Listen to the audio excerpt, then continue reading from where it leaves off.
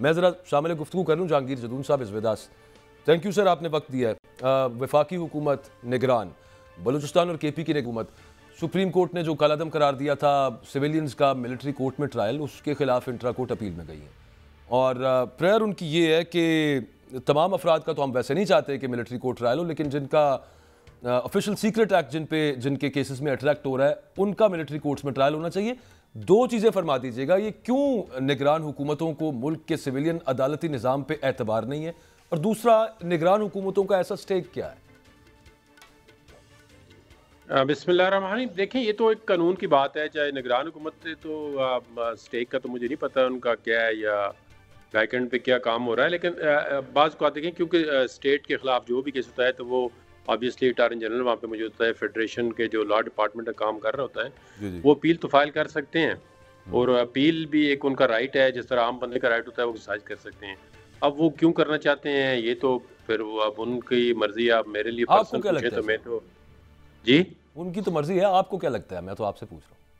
नहीं, मुझे तो ये लगता है कोर्ट ने देखो एक डिसीजन दे दिया है, तो अपील का right practice and procedure act के बाद ऑब्वियसली चाहे वो गवर्नमेंट हो चाहे वो आम बंदा हो, जिसके भी केस 184(3) में आता है वो अपील कर सकते हैं। तो अपील तो आपको पता है, केस बनता हो ना बनता हो, हर बंदा अपील में जाता है। तो अपील में फिर इस आर्डर को जो लार्जर बेंच बनेगा, ऑब्वियसली ये जो 5 रुकनी मेंबर बेंच था ये तो नहीं होगा ना, तो नया बेंच बनेगा, 7 मेंबर बनता है या 9 मेंबर। तो वो देखेंगे कि उन्होंने कोई ऐसी बात की है जिसमें ये गवर्नमेंट ये स्टांस ले सकती है, क्योंकि काजी फैसल साहब ने जो कॉन्स्टिट्यूशनल अमेंडमेंट की थी मिलिट्री कोर्ट के लिए, उनके भी नहीं वो ठीक है जदून साहब, लेकिन देखें बलूचिस्तान की निगरान हुकूमत अगर अपील में चली गई बिल्कुल ठीक है, जा सकती है, लेकिन मैं इस वजह से भी पूछना चाह रहा था, if I am not wrong, 9 मई के जो केसेस बने बलूचिस्तान में तो ऐसा वाकई कोई नहीं था, वहां पे तो केस भी कोई नहीं है।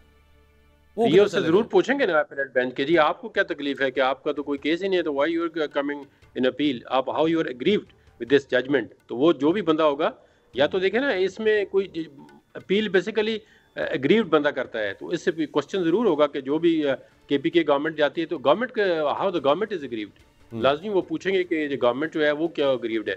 अगर तो देखें ना मिनिस्ट्री ऑफ डिफेंस जाती है तो वो कहेंगे जी हमारी इंस्टॉलेशन पे हो गया, हम एग्रीव्ड है को certain extent we can justify it, जी वो अपील तो कर सकते हैं आप डिसीजन। लेकिन जब गवर्नमेंट जाती है तो गवर्नमेंट फिर जो प्रोविंशियल गवर्नमेंट है वो तो मिनिस्ट्री ऑफ डिफेंस के साथ डील कर रही, प्रोविंशियल गवर्नमेंट का तो मिनिस्ट्री ऑफ डिफेंस भी आज वैसे गई है मतलब अपील में, वो भी एक नहीं वो देखें मिनिस्ट्री ऑफ डिफेंस का तो स्टेक है ना, मिलिट्री इंस्टॉलेशन है, ऑब्वियसली वो मिनिस्ट्री ऑफ डिफेंस के अंदर आती हैं, तो वो तो जा सकती हैं, उनका वो कह सकते हैं कि we are aggrieved from this order on the following reason due to the following reason.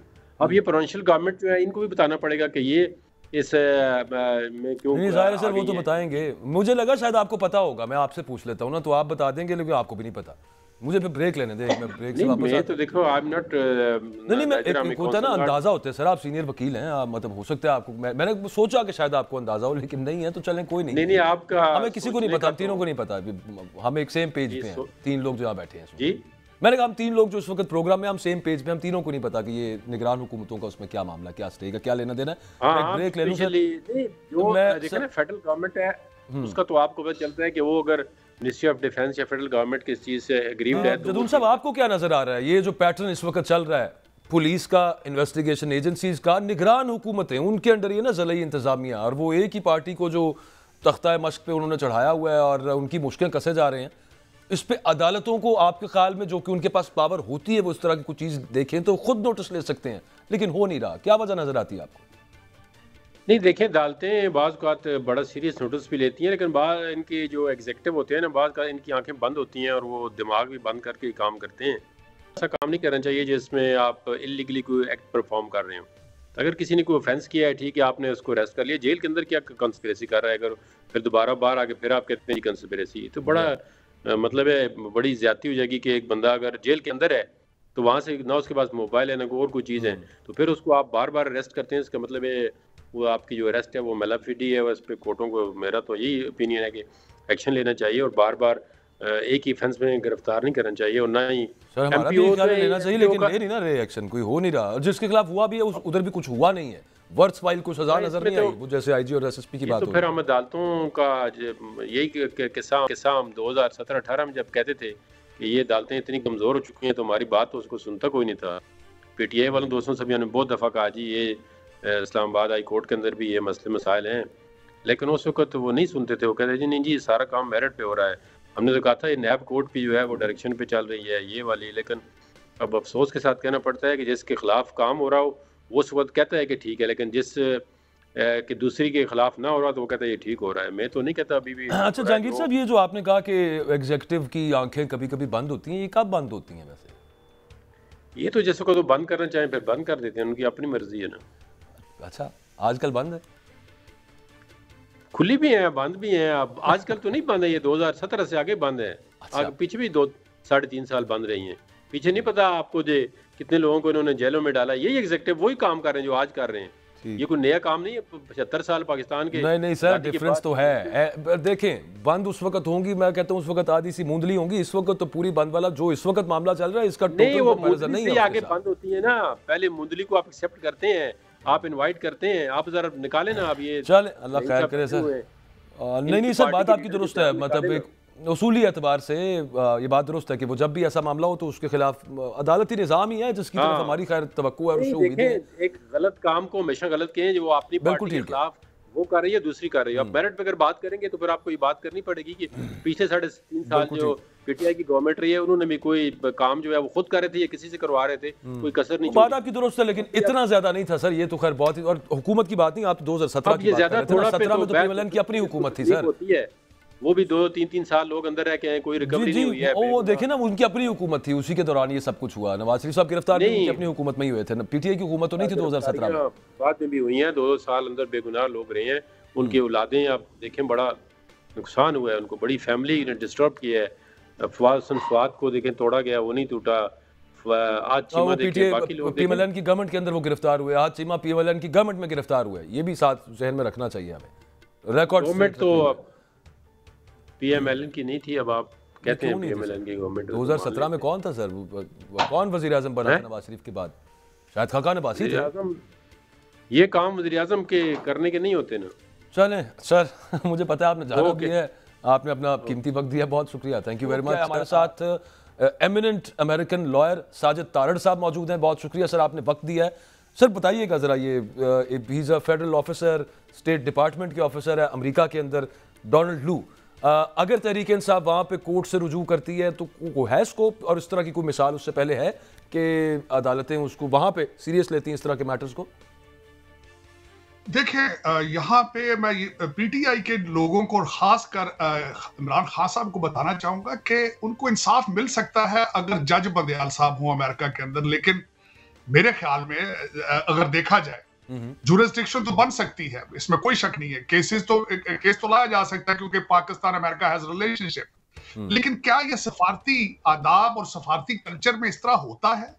क्या ऐसे पहले हो चुका है? और उसके साथ मैं ये बताना चाहूंगा कि खान साहब जो कि खुद मैकियावेली के बहुत बड़े फैन हैं और सबसे बड़ी बात है पावर पॉलिटिक्स का हिस्सा है, मेरा उनसे ये क्वेश्चन ये होगा कि आपने 55 जलसे किए, फिर उसके बाद आपने प्राया एलएलसी, प्राया कंसल्टेंट्स यहाँ हायर कर ली, फिर पीटीआई न्यूयॉर्क ने फैंटम एंड आर्लोक यहाँ पे लॉबी फर्म हायर की। ये मार्च 2023 की बातें हैं, $25,000 महीने पे। तो आप खुद पहले आप लोगों को मेरे ख्याल में पाकिस्तान में पागल कर देंगे। मेरे जो बच्चे पीटीआई के सपोर्टर हैं, उनको हर रोजाना किसी नए ट्रक की बत्ती के पीछे लगाया जाता है, जो कि नाइंसाफी है। उसके बाद ये भी पूछना चाहूंगा, अमेरिका इराक चला गया, वहां पे वेपन्स ऑफ मास डिस्ट्रक्शन नहीं मिले। अमेरिका लीबिया चला गया, कितनी अदालतें खुली, कितनी अदालतों में ये चैलेंज किया गया। लेकिन मैं समझता हूं कि अब खान साहब ने इसके पीछे कोई और काम करना है। खान साहब नया पाकिस्तान से रियासत मदीना गए और कई की चीजें की इन्होंने। कौम बिल्कुल इस वक्त जो है वो सोचने की सलाहियत से बिल्कुल। तो मतलब आपका ये है सर तारड़ साहब कि अगर अमेरिका ने एक झूठी जंग छेड़ी थी, weapons of mass destruction Afghanistan में मिल जाएंगे, कख नहीं मिला उस तरह का वहां से, और अगर वहां पे अमेरिकी अदालतों ने उस पर कुछ नहीं किया तो ये तो चीज ही कोई नहीं है ना। आप ये भी कह रहे हैं साथ साथ कि डोनाल्ड लू ने अगर कह दिया मुबैना तौर पर तो ये कोई इतनी चीज नहीं, और इसका कोई जुरिस्डिक्शन बन भी जाए तो कोई स्कोप कोई नहीं आ गया, ये बता रहे हैं आप? मैं उस पर एक अर्ज बात और करना चाहता हूं। जब सबसे पहले तो अमेरिका इस वक्त पाकिस्तान, खान साहब ने 3.5-4 साल में अमेरिका के खिलाफ क्या किया था जो अगर उनकी हुकूमत चेंज की जाती? पहला पॉइंट तो ये है। दूसरा पॉइंट उसमें ये है कि हुकूमतें इस तरह चेंज की जाती हैं कि लोगों को साथ बिठा के उनको नोट्स दिए जाएं, पीछे वो बंदा नोट्स ले रहा था जब असद मजीद साहब के पास। और दूसरा, इनके खिलाफ असद मजीद साहब ने गवाही दे दी है, इनके खिलाफ आजम खान साहब ने गवाही दे दी है, तो अदालतों में क्या लेकर ये जाएंगे, क्या लेकर जाएंगे अमेरिकन अदालतों में? ये बस एक बच्चों को, जो मेरे बच्चे ट्विटर नहीं, असद मजीद साहब ने तो साइफर का जो सारा वो है, उसका जो मतन है, वो असद मजीद ने ही बताया ना कि मतलब वहाँ से कहा गया कि रिमूव दिस गवर्नमेंट और होगा तो फिर आगे पाकिस्तान के हालात बेहतर हो जाएंगे।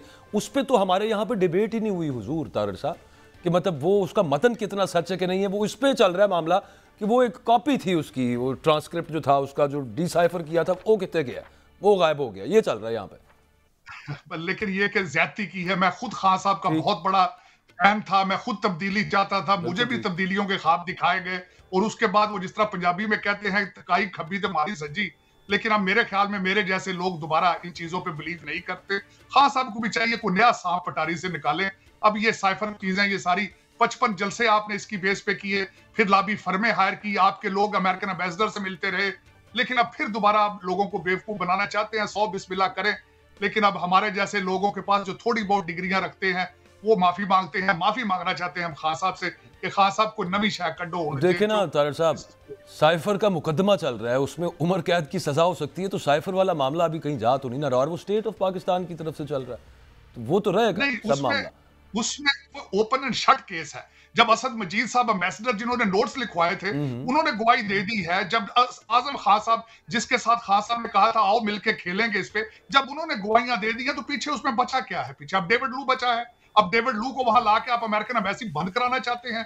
आपका क्या? लेकिन वैसे असद मजीद साहब ने गवाही कोई नहीं दी हुई, वो स्टेटमेंट तो केस में ऐसा कुछ नहीं है। नहीं, लेकिन केस तो आपको पता ही है ना, अदालत में तो वो तो वही होगा ना जो अदालत के अंदर वो, या कोई एक यहाँ के मुताबिक जो है। हाँ जी, बिल्कुल। लेकिन साइफर जो है वो डिप्लोमेटिक नॉर्म्स का हिस्सा होता है, ऐसी कोई बड़ी बात नहीं है। नोट साथ लिखवाए जा रहे थे, डेविड लू क्या क्या लिखवा सकता था वहां पे? और क्या ख्याल है कि अमेरिका बिल्कुल ठीक।